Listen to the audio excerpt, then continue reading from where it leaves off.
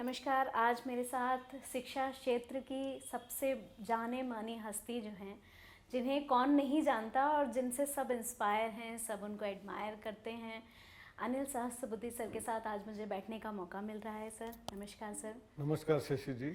आपका इंट्रोडक्शन देना शायद मेरे लिए एक बहुत छोटी बात रहेगी, क्योंकि आपको सभी जानते हैं। तो सर, सबसे पहली बात तो ये मेरे लिए सौभाग्य की बात है कि मुझे आज ये मेरी पुस्तक जो मैंने लिखी है, architect of modern India, Nitin Gadkari ji, ये आपको भेंट करने का मौका मिला। और आपने अगर इसको थोड़ा सा गो थ्रू किया हो तो मुझे थोड़ा बताएंगे, फीडबैक दीजिए सर कि कैसी है ये बुक। शशि जी, आपने एक बेहतरीन काम किया है, क्योंकि एक मंत्री जी नितिन गडकरी जी 10 साल से इंफ्रास्ट्रक्चर डेवलपमेंट में लगे हुए हैं जी और उस कार्य को सराहनीय रीति से सारी दुनिया देख रही है। जी तो उनके ऊपर एक कॉफ़ी टेबल बुक तैयार करना, ये आपका भी एक सौभाग्य का विषय है। जी सर। और आपने ये कार्य किया, इसलिए आप बधाई के पात्र भी हैं। Thank you sir. सबसे महत्वपूर्ण ये बात है कि इंफ्रास्ट्रक्चर तो सब लोग जानते हैं कि चाहिए, जी लेकिन उस किस तरीके से होना चाहिए, हाई क्वालिटी होना चाहिए, इसके ऊपर पूरा ध्यान देते हुए जो नितिन जी ने काम किया है जी। वो बहुत ही सराहनीय है। इसलिए मैं आपको दोबारा बधाई दे रहा हूँ। Thank you sir, thank you so much. Sir, जब मैं इस किताब को लिख रही थी तो मैंने भी बहुत ट्रैवल किया, बहुत लोगों से सर के बारे में पूछा, जाना, बहुत पॉडकास्ट देखा, बहुत रिसर्च किया। तो मेरा जो व्यक्तिगत एक उनके लिए जो मत है वो मैंने इस किताब में कहीं ना कहीं डाला भी हुआ है। और आपसे अगर मैं पूछना चाहूँ सर, क्योंकि आप इतने समय से एजुकेशन इंडस्ट्री में हैं और आप पर्सनली भी उनसे कई बार मिल चुके हैं, तो आपका उनके लिए क्या जो परिप्रेक्ष्य जिसको कहते हैं सर, वो। तो मैं जब महाराष्ट्र में पुणे में एक कॉलेज का डायरेक्टर के रूप में था, जी उसी समय पे काफ़ी चीज़ें मैं उनके बारे में जानकारी मिल गई थी। उनको मिला तो ज़रूर नहीं था जी लेकिन जैसे उनको मुंबई में जो फ्लाईओवर्स हुए उसका कार्य जिस शैली से किया था, जितने फास्ट ट्रैक में किया था, जी। इसलिए उनको फ्लाईओवर मैन भी कहते थे। Right right. तो उस समय से लेकर बाद में दिल्ली में मैं एआईसीटी चेयरमैन के नाते यहाँ आने के बाद कई प्रोग्राम्स में, कार्यक्रमों में हम दोनों इकट्ठा आते थे, मिलते थे। जी तो कई बार उनकी सिंप्लिसिटी को मैंने देखा है और लोगों के साथ बातचीत करते हुए देखा है। जी डाउन टू अर्थ जो हम बोलते हैं, जी। वैसे एक व्यक्ति है और सीधे साधे छोटे फैमिली से आए हुए इतने बड़े पद पर जाने पर भी उनकी जो सिंप्लिसिटी है जी। वो बहुत ही लोगों को विचार करने के लिए, ये विचार करने के लिए मजबूर करेगी जी कि हमको कितने भी उच्च पद पर जाने पर भी जी हमको ग्राउंडेड होना चाहिए। उसका एक व्यक्तिमत्व यानी नितिन गडकरी जी है। जी। सर, आपने शायद बहुत पहले मुझे बताया भी था कि आपने इनके साथ एक दो बार ट्रैवल भी किया है, तो उस टाइम पर भी कुछ कुछ ऐसी घटनाएं थी जिन्होंने आपको बहुत इम्प्रेस किया इनसे। जैसे फ्लाइट में हम इकट्ठा एक दो बार गए हैं। जी तो एक बार फ्लाइट उतरी, नॉर्मली हम देखते हैं कि जब मिनिस्टर्स फ्लाइट से आते हैं तो उनको नीचे टारमैक में लेने के लिए गाड़ियाँ भी बुलाई जाती है। जी जी जी। लेकिन उन्होंने अपने ऊपर से लगेज उठाया खुद अच्छा हाथ में, अच्छा। नीचे आए हाँ। और जैसे कॉमन व्यक्ति हम लोग सब बस में बैठ के जाते हैं वैसे ही वो भी बस में है। मैंने पूछा आप गाड़ी नहीं मंगवाए?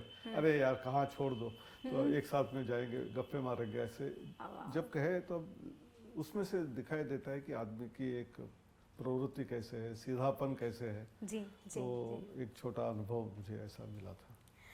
सर, इंफ्रास्ट्रक्चर की जैसे आपने बात कही और हम सभी देख रहे हैं कि वर्ल्ड क्लास इंफ्रास्ट्रक्चर पर सर काम कर रहे हैं। इतने सारे हाईवेज, जैसे आपने कहा कि उन्हें फ्लाईओवर मैन का नाम दिया है, कई लोग उन्हें हाईवे मैन भी कहते हैं।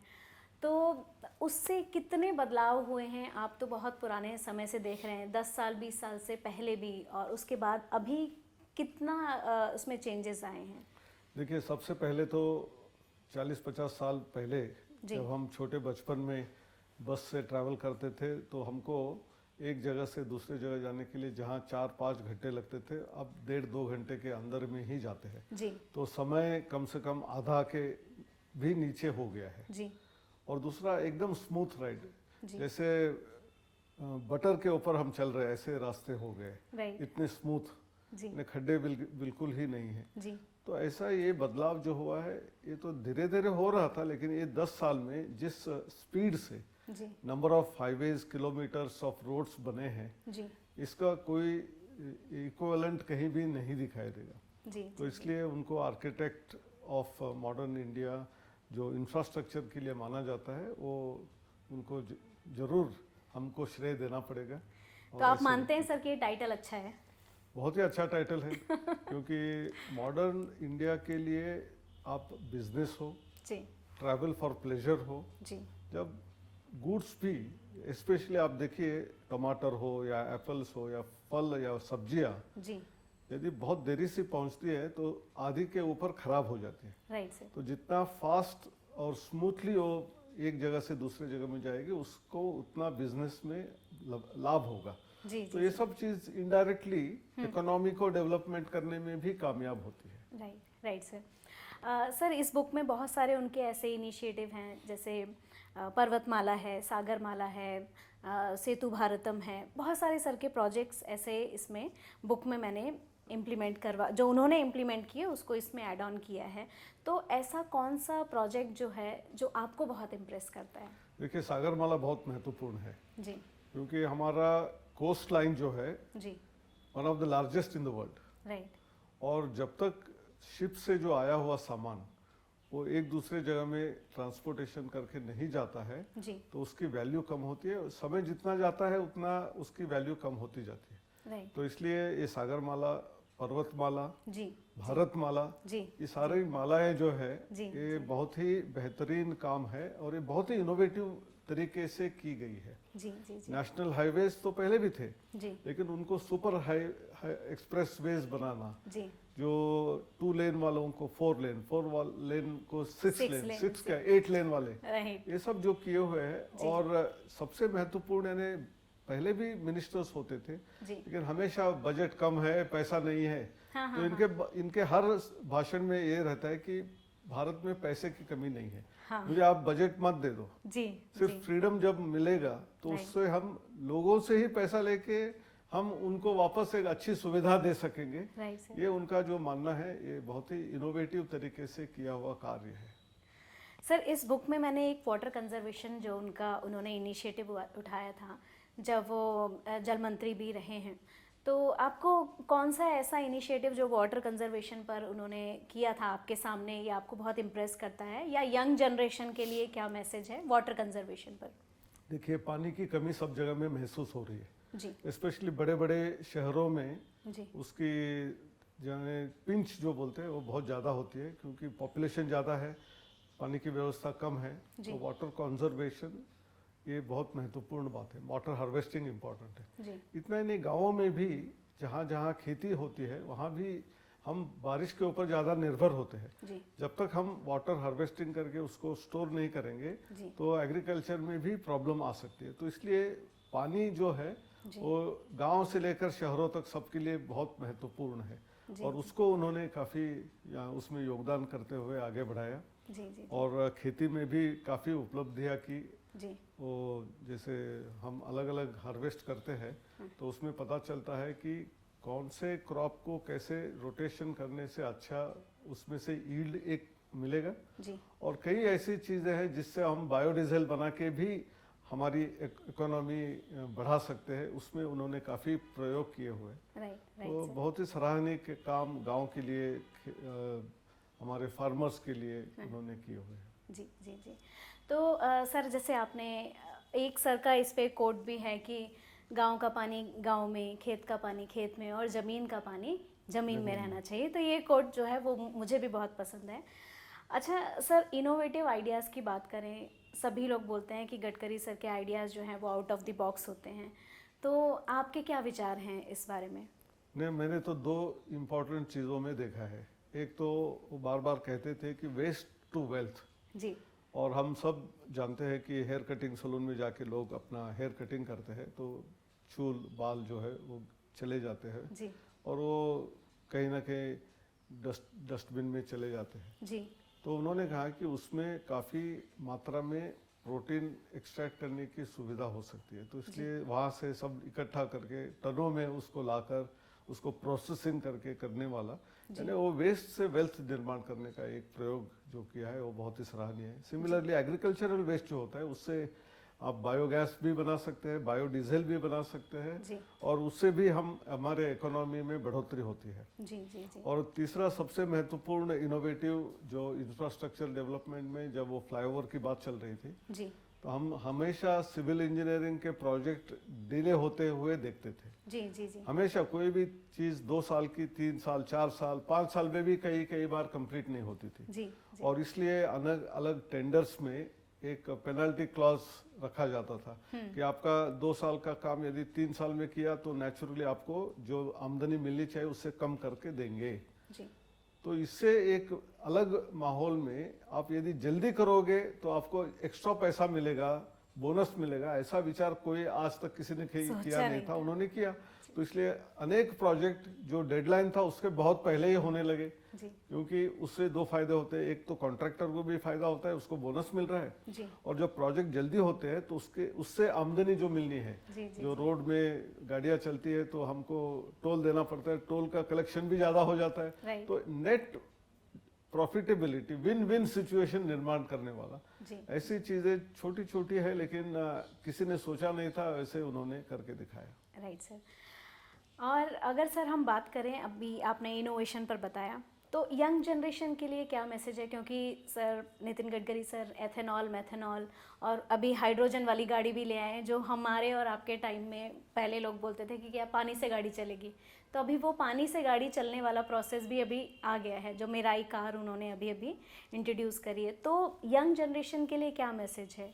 देखिए, आप इनोवेटिव होंगे तो पेट्रोल डीजल के अलावा पहले तो उसमें मिक्स करके बायोडीजल को यूज करना, फिर उसके बाद एथेनॉल मेथेनॉल का इफेक्टिव यूज, उससे आगे बढ़कर हाइड्रोजन की बात आपने की, और इलेक्ट्रिक व्हीकल, यानी ये सब ट्रांजिशन जो हो रहा है वो ट्रांसपोर्टेशन सिस्टम में एक बहुत बड़ा बेहतरीन प्रयोग कंटिन्यूसली हो रहा है। तो इसलिए यंग जनरेशन के लिए एक सुझाव है कि आप गडकरी जी का लाइफ देखिए, हर चीज में इनोवेशन करने की ताकत होती है। कुछ नया करने से उसमें एफिशिएंसी बढ़ती है, प्रोडक्टिविटी बढ़ती है, कम समय में काम हो जाता है, और ये जो 3-4 कैरेक्टरिस्टिक फीचर्स है along with honesty and integrity, तो ये उनसे हमको सीखने लायक चीजें हैं। जी। सर, जैसे अभी हमने यंग जनरेशन की बात करी, क्योंकि सर कहते हैं कि मैं ना तो इंजीनियर हूँ ना मैं साइंटिस्ट हूँ, बट मैं नए नए तरीके से सोचता हूँ। तो इस सोच को लेकर जो यंग जनरेशन के लिए कोई मैसेज कि वो भी कैसे आउट ऑफ द बॉक्स सोचें। बहुत सारी बुक्स मार्केट में हैं कि how to become billionaire, millionaire, but एक स्टूडेंट की सक्सेस लाइफ के लिए ऐसा कुछ सोचना जो आप बता सकें। देखिए, सबसे पहले अलग अलग जगहों में वो जो कहते हैं तो उसमें पहली चीज़ है कि आप थ्योरेटिकल नॉलेज तो कॉलेज यूनिवर्सिटी से पाते हैं जी, लेकिन आपको इंटर्नशिप करके प्रैक्टिकल एस्पेक्ट को भी समझना चाहिए, सीखना चाहिए जी। और जब तक वो नहीं करोगे, आपकी आंखें और सारे जो 5 इंद्रिय है जिससे हम इनपुट ले सकते हैं, वो लेते रहोगे तो आप इनोवेटिव बनोगे। इनोवेटिव बनोगे तो आप एंटरप्रेन्योरियल भी बनोगे, तो जॉब सीकर के बदले में आप जॉब क्रिएटर्स भी हो सकते हो। ये सारी चीजें डायरेक्टली इनडायरेक्टली एजुकेशन सिस्टम में बहुत बड़े बदलाव करने के लिए जो वो कहते थे वो आज राष्ट्रीय शिक्षा नीति में भी आ गए हैं। तो इसलिए मल्टीपल एंट्री, मल्टीपल एग्जिट, अपनी भाषा में सीखना, और उसके अलावा क्रेडिट को अर्न करना, इंटर्नशिप करना, अप्रेंटिसशिप में से सीखना, ये सारी चीजें जो आई है वो सारे अनुभव उनके कहीं ना कहीं उससे जुड़ते हुए आए हैं। और मेरे ख्याल से युवाओं को ऐसे रास्ते में जाना चाहिए कि जिससे वो जॉब क्रिएटर भी बन सके। Absolutely sir. तो सर, एक जैसे अभी हमने उनके व्यक्तिगत स्वभाव की बात करी, तो आपके विचार में व्यक्तिगत स्वभाव कैसे डेवलप होता है एक बच्चे का? व्यक्तिगत स्वभाव घर से चालू होता है जी। पेरेंटल जो ट्रीटमेंट मिलता है जी, और वहाँ वैल्यू बेस्ड एजुकेशन घर से शुरू होता है, माँ से शुरू होता है, पिताजी से शुरू होता है, भाई बहनों से शुरू होता है, और जब स्कूल में जाते हैं वहाँ भी उनके टीचर्स का प्रभाव होता है। दोस्तों का प्रभाव होता है। जी जी ये सब होते होते यदि ऐसे संगठन जी जैसे वो आरएसएस के बारे में बार बार कहते हैं जी जी कि जी उनकी उनकी प्रेरणा जो हाँ, है वो आरएसएस से मिली है, उनकी माता जी भी माता आरएसएस जी में भी थी। आरएसएस में है। जी जी तो वहाँ एक सामाजिक कार्य करते हुए अपना खुद का भी कार्य हो सकता है, ये समझ जी जब अपने बचपन से आती है जी तो अपने आप वो दृष्टि अलग दृष्टि से आप देखने का अपना समय जब आता है तब आप करना शुरू करते हैं। राइट तो फिर आप गवर्नमेंट ऑफिस में ऑफिसर हो, जी एक प्राइवेट इंडस्ट्री में एक एम्प्लॉई हो, जी या आप एमएलए एमपी मिनिस्टर बनो, जी तो वही जो कैरेक्टरिस्टिक फीचर्स है वो आगे दिखाई देती है। बिल्कुल सर। अब सर एक लास्ट क्वेश्चन है कि अगर इसी तरह से ये सिलसिला चलता रहा तो हमारा भारत किस मुकाम तक पहुंच सकता है? देखिए, गडकरी जी के साथ साथ जी उनके प्रधानमंत्री जो यानी हमारे सबके प्रधानमंत्री मोदी जी, जी वो हमेशा इनोवेशन के ऊपर, रिसर्च के ऊपर बढ़ावा देते ही है। जी साथ साथ में एक बहुत बड़ा लक्ष्य रखा है कि जी। भारत को 2047 तक विकसित भारत बनाना, जी जी और उसमें ऐसे मंत्रियों का योगदान भी बहुत बड़ा होता है। जी सारे सिटीजन को साथ में ले जाना, जी सबका साथ सबका विकास की जो बात करते हैं उसमें इंक्लूसिविटी को लाना, जी और जिस ढंग से हम कार्य कर रहे हैं और एक उच्च हमारा विजन है, जी उसको देखते हुए अगले 10-15 साल में हम ऐसे स्थिति में पहुंचेंगे जी कि वो विकसित भारत होके रहेगा। आज हम 5वीं लार्जेस्ट इकोनॉमी है, वहाँ से 3rd लार्जेस्ट इकोनॉमी तो अगले 2-3 साल में ही हो जाएंगे। जी जी लेकिन और 25 साल का जो समय है, हमारे युवाओं को एक दिशा निर्देश जब मिल जाता है जी और प्रेरणा मिलती है ऐसे लोगों से, जी तो मेरे ख्याल से हम उनके सहायता से विकसित भारत तो होंगे ही, और जी। दुनिया की सबसे ताकतवान इकोनॉमी भी होंगे। जी लेकिन at the same time please remember the same value system which both of them have inherited, Modi ji और नितिन जी। जी जी हम ये सब करते हुए हमेशा जी वसुधैव कुटुंबकम और सर्वे जनाः सुखिनो भवन्तु, जी पूरी दुनिया को सुखी देखना चाहते हैं। हम किसी के ऊपर आक्रमण करके कब्जा करने की कभी सोचेंगे नहीं। जी जी ये हमारी जो प्रक्रिया है हमारे युवाओं को एक बहुत प्रेरणादायी रहेगी, जी सर। और हम वहाँ पहुँचेंगे, इसमें कोई शक नहीं है। बहुत ज़बरदस्त सर आपने इसका जवाब दिया, और ये मैसेज सभी युवाओं तक पहुँचे, ये मेरी खुद की भी पूरी कोशिश रहेगी। और ये किताब हर युवा तक पहुँचाना और हर स्कूल कॉलेज तक पहुँचाना भी एक मेरी जिम्मेदारी अभी बन गई है, ताकि सबको पता चले कि उन्होंने क्या काम किया है। और आज आपके साथ इस बात पर चर्चा करके बहुत अच्छा लगा सर। बहुत बहुत धन्यवाद आपका समय देने के लिए सर। धन्यवाद शशि जी, बहुत अच्छी किताब लिखी है आपने। Thank you, धन्यवाद। sir. हाँ।